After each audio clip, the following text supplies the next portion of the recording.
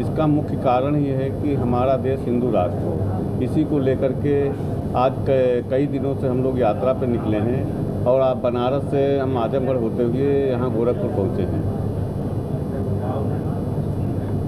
क्या उद्देश्य है इसका? हमारा देश हिंदू राष्ट्र हो। जो आरक्षण की स्थिति है हमारे प्रदेश में, जब आपके पास सरकार के पास पूरा डाटा क्लियर है कि हमारे देश में कितने गरीब हैं जिनको आप मुफ्त में राशन दे रहे हैं, जिनको मुफ्त में राशन दे रहे हैं उन्हीं को आरक्षण दे दीजिए तो जातिगत आरक्षण समाप्त हो जाएगा और हिंदू संगठित होगा।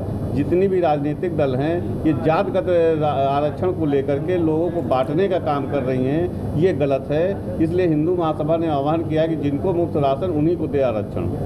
सबसे बड़ी बात है कि गरीब सवर्ण भी आज हैं और वह मानक के अंतर्गत राशन नहीं पा रहे हैं। तो किस मानक पे आपने कर दिया कि राशन आधार पे आरक्षण होना चाहिए? नहीं, जैसे सरकार के पास एक डाटा है कि हमारे पास इतने गरीब हैं जिनको हम मुफ्त राशन दे रहे हैं। जो आप आईएएस पीसीएस को आरक्षण दे रहे हैं वो समाप्त करके जो मंत्री विधायक को आरक्षण दे रहे हैं उसको समाप्त करिए, वो गरीब को आरक्षण दे दिए। आर्थिक आधार पर आरक्षण हो, ये जो जात का आरक्षण है इसको समाप्त होना चाहिए। जैसे कि था कि राशन उन्हीं को मिलेगा जिनकी आय 1 लाख से कम होगी। जी, आज एक आदमी हीरो होंडा खरीदता है जिसकी कीमत 1,20,000 रुपये है समथिंग, तो क्या उसको राशन के श्रेणी में लाया जा सकेगा? सरकार उनको राशन दे रही है। आप लोग भी चैनल के माध्यम से देख रहे हैं। बताना चाहूँगा कि सब सरकार उनको राशन दे रही है जब उनके पात्र में वो गरीब हैं और गरीबों को जिनके पास खाने को नहीं उन्हीं को आरक्षण राशन दिया जा रहा है, तो उन्हीं को आरक्षण दे दीजिए ना। ये जात का आरक्षण समाप्त कर दीजिए। हिंदू राष्ट्र होने की बात हो रही है। सबसे पवित्र बालाजी का मंदिर था जहाँ पे लड्डू का विवाद चल रहा है। सोशल मीडिया पे तमाम खबरें आ रही हैं, इसके विषय में 2 शब्द के बताएं।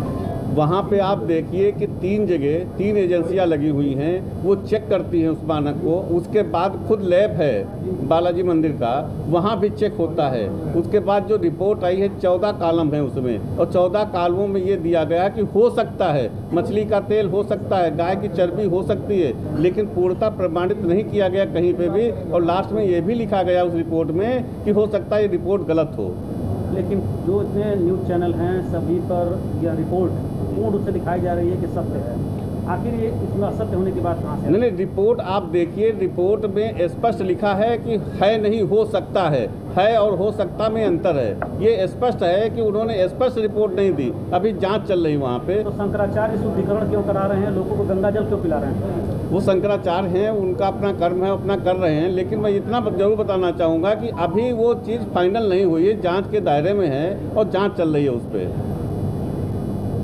जैसे लोग कह रहे हैं कि सरकारी ट्रस्ट जो मंदिर को लिए हुए हैं उसे जो संस्थान है, मठ है, उनको वापस करना चाहिए। इसके विषय में क्या? बिल्कुल सत्य बात है। जो हमारे धर्म स्थल हैं, जो हमारे मठ मंदिर हैं, जो सरकार के अधीन हैं, जिनका पैसा मदरसों में जाता है, हज यात्रा में जाता है, वो बंद होना चाहिए। वो पैसा जो भी चंदा चढ़ावा जो भी आता है वो हिंदुओं के उत्थान पर खर्चा होना चाहिए। उनके जो छोटे छोटे मठ मंदिर हैं उनके निर्माण में, उनके उत्थान में, उनके जीर्णोद्धार में खर्च होना चाहिए। भाजपा भी कहती है कि हिंदू राष्ट्र होना चाहिए, आप भी कह रहे हैं, दोनों में कोई मतभेद तो नहीं? भाजपा कभी नहीं कहते हिंदू राष्ट्र होना चाहिए। हिंदू राष्ट्र की बात 1915 में पंडित मदन मोहन मालवीय जी ने और वीर सावरकर जी ने उठाई थी। तब से हिंदू राष्ट्र की बात चली आ रही है कि हिंदू राष्ट्र होना चाहिए। और मेन चाहिए, भाजपा कह रही है सबका साथ और सबका विकास। ये संभव ही नहीं है। हिंदू महासभा का एक ही नारा है कि हिंदू का साथ, हिंदू का विकास और हिंदुत्व पर विश्वास।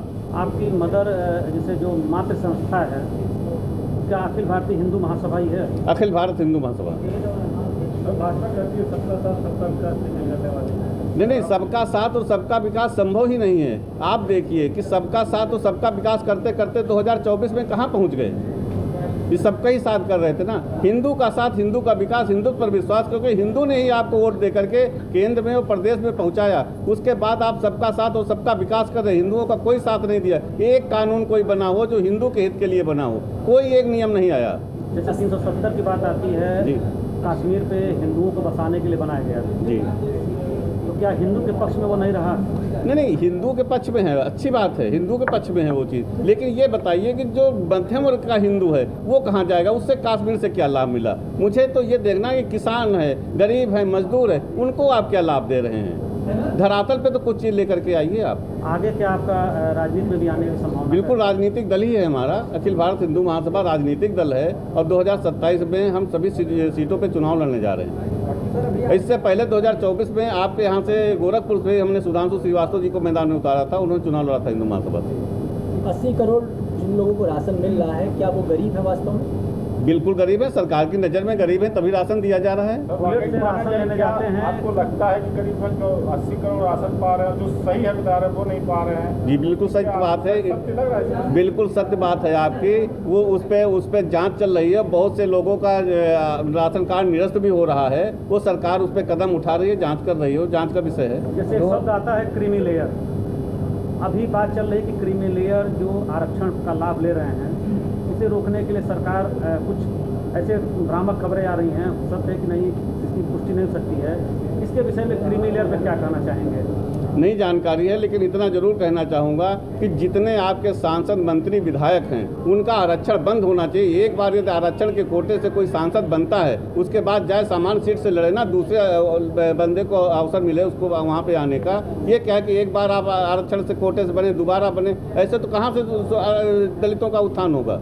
क्या नाम है सर आपका? ऋषि कुमार त्रिवेदी। रोटेशन के लिए आप बात कर रहे हैं, जो सुरक्षित सीटें हैं उसको रोटेशन की बात आप बिल्कुल बात है, रोटेशन की बात नहीं है। जैसे एक सीट से एक के पास बांसगांव है वो सुरक्षित सीट है, तो आपका ये कहना है कि अगली मतलब वो सामान्य हो जाए? नहीं नहीं नहीं नहीं, जो भी वहाँ से चुनाव लड़ रहा है एक बार वो जीतता है तो दोबारा उसको फिर सुरक्षित सीट से लड़ने की क्या जरूरत है? वो तो सामान्य की सीट श्रेणी में आ गया, वहाँ से दूसरे दलित को टिकट दिया जाए। 2027 में आपने बोला कि सारी सीटों पर यूपी में आपका चुनाव लड़ेगा, तो बीजेपी के अगेंस्ट में आप चुनाव लड़ रहे हैं? बिल्कुल बीजेपी के अगेंस्ट मैंने पहले भी लड़ चुका हूँ और मैं फिर लड़ूंगा। हिंदू राष्ट्र की मांग आपकी संस्था करती है? जी हाँ जी संविधान को मानते हैं आप? बिल्कुल। अगर आज स्थिति बेहतर है तो उसका एक बड़ा कारण है क्योंकि भारत सेकुलरिज्म है। बेहतर क्या है? आप देखिए कि हर जगह दंगे। बेहतर मानते हैं? श्रीलंका से आप स्थिति बेहतर मानते हैं कि नहीं? पाकिस्तान से स्थिति बेहतर मानते हैं? बिल्कुल बेहतर है। बांग्लादेश से स्थिति बिल्कुल बेहतर मानते हैं कि बेहतर, नहीं? बिल्कुल बेहतर है। तो फिर इसका क्या कारण है? ये इसका यही कारण है, जैसे आप देख रहे होंगे कि बांग्लादेश में जो हिंदुओं के साथ अत्याचार हुआ, आज बताइए वो कहाँ जाएंगे? कोई उनके पास विकल्प है? एक ही विकल्प बचता है कि वो धर्मांतरण करा लें, अपने धर्म में परिवर्तन करा लें, और नहीं तो कोई विकल्प नहीं बचा है। बॉर्डर सील कर दिया गया कि वहाँ बांग्लादेश से जो है वो भारत नहीं आ सकते। रोहिंग्या मुसलमानों का सबसे बड़ा मुद्दा आता है, बिल्कुल इस पे क्या सब कहना चाहिए? बिल्कुल इनको बाहर करना चाहिए। फर्जी आधार पे कार्ड बना, बिल्कुल फर्जी आधार चेक होगा कि फर्जी की सही है? जब आप 3 पीढ़ियों में जाएंगे, आप उनके पिताजी का चेक करिए, फिर उनके पिताजी का चेक करिए, फिर उनके पिताजी का चेक करिए, तो सीधा डाटा निकल के आएगा कि कहाँ से आए हुए हैं। जातिगत जनगणना होने जा रही है, इस पे क्या कहना चाहिए? बिल्कुल बंद होनी चाहिए जातिगत जनगणना की, कोई आवश्यकता नहीं। राहुल बार बार कहते हैं कि कांग्रेस के मजे हुए नेता हैं, जातिगत जनगणना अब आवश्यक है। राहुल की ही तो, कांग्रेस की ही तो देन है कि आज हमारा जो देश जो है कहाँ पहुँच चुका है। अब आप देखिए कि यह स्थिति है, हम अपने मठ मंदिरों में, अपने गुरुकुलों में वेद नहीं पढ़ा सकते, गुरुकुल घटते चले जा रहे हैं, कॉन्वेंट कॉलेज बढ़ते चले जा रहे हैं। ये शिक्षा की पद्धति है हमारे यहाँ पे, तो वो चीज़ें हैं, कांग्रेस की ही देन है कि आज हम यहाँ पे पहुँच चुके हैं। अभी कहाँ ले जाना चाहते देश को?